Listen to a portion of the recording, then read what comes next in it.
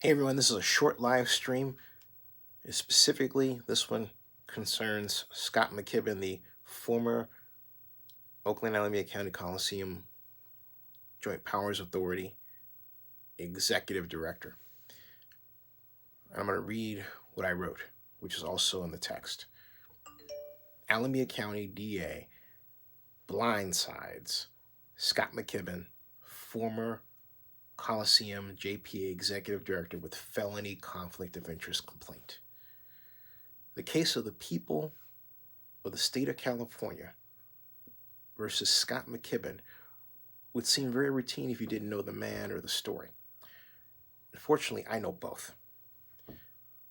I know that as one who personally advocated for my friend from my Super Bowl Oakland Bid days and president of the Rose Bowl and the commissioner of the A11 Football League to become Coliseum Joint Powers Authority Executive Director.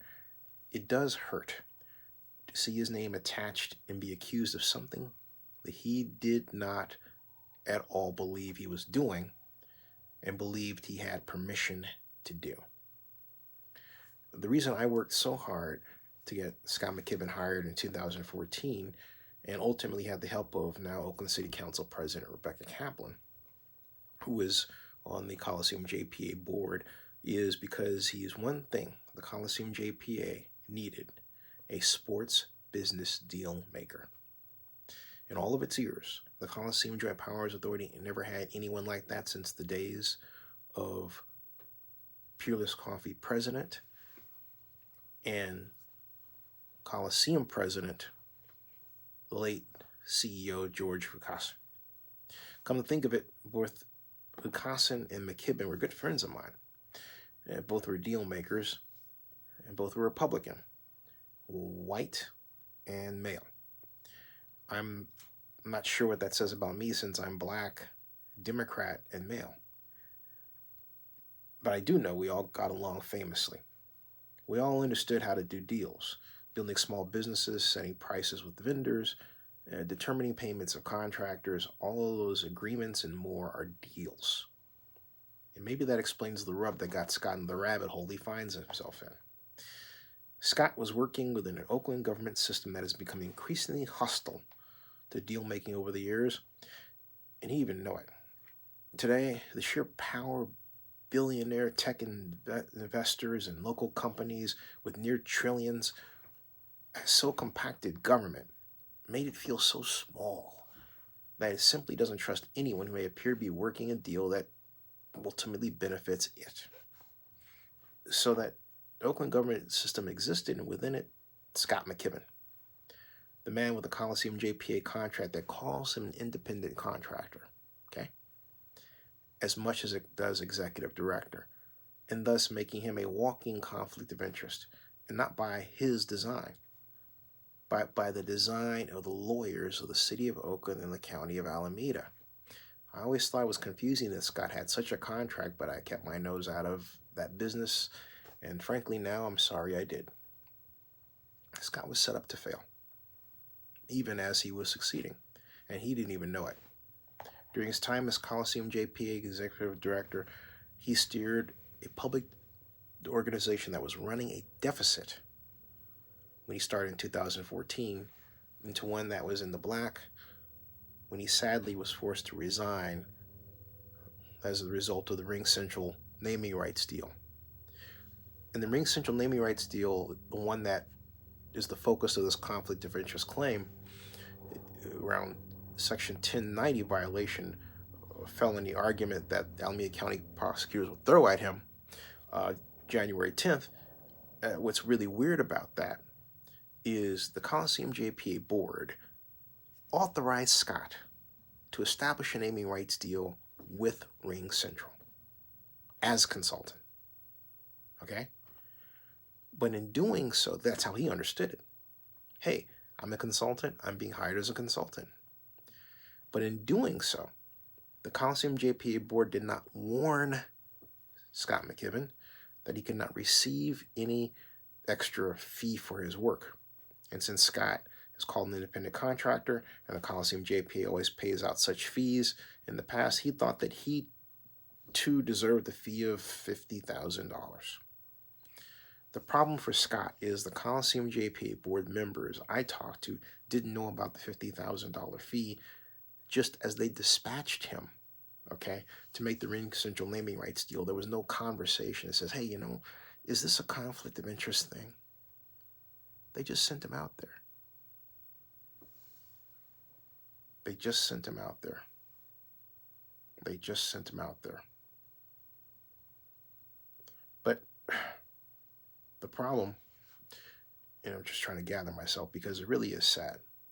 The problem of conflict of interest is built into the entire matter, and so much so it seems that it should not be legal to be able to charge Scott with a crime of conflict of interest in this case. So answer this question.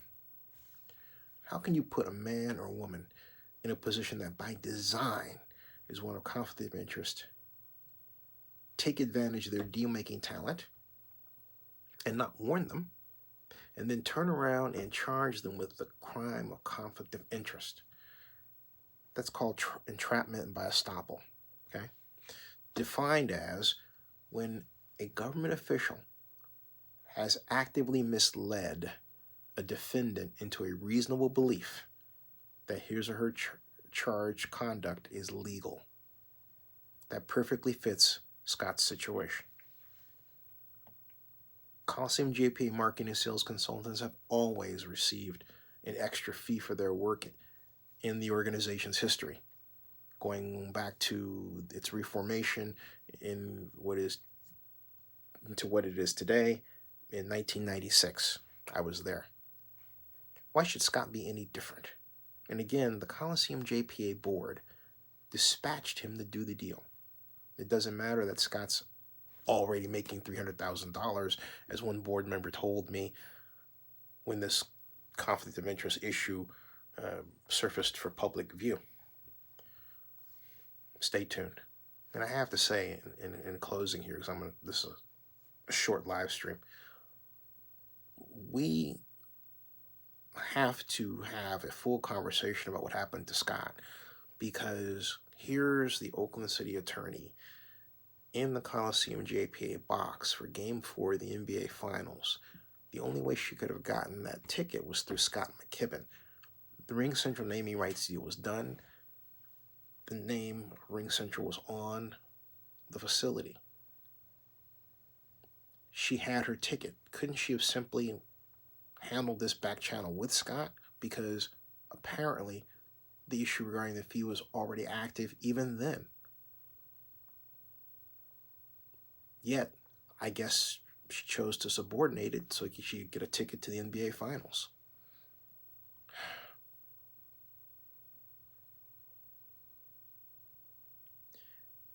If I had to do it all over again and I had any idea Scott would go through this, I would have let them hire Guy Houston. Guy Houston was the person that Oakland City Councilmember Larry Reed and Alameda County Supervisor Scott Haggerty wanted. But Guy Houston had no experience in the business of sports. He was a deft politician, a person who supported my Super Bowl bid effort, to be sure, Republican, and a real estate person. He had a real estate organization with his wife. But what was he going to do as executive director? Again, think about this. Another consultant. His title, too, would have been independent contractor. And so one of the fears that I had was that, hey, he's going to have an active real estate business while he's Coliseum JPA executive director and called independent contractor. That's the situation that Larry and Scott wanted Guy to be in. I kid you not. So what are we talking about here? If Scott has a decent lawyer, he should file a motion to dismiss like that, right off the bat. That's the first thing he ought to do. Because this thing has no business rising to the point of him being accused of some sort of criminal. He's not a criminal. Horrible stuff. All right.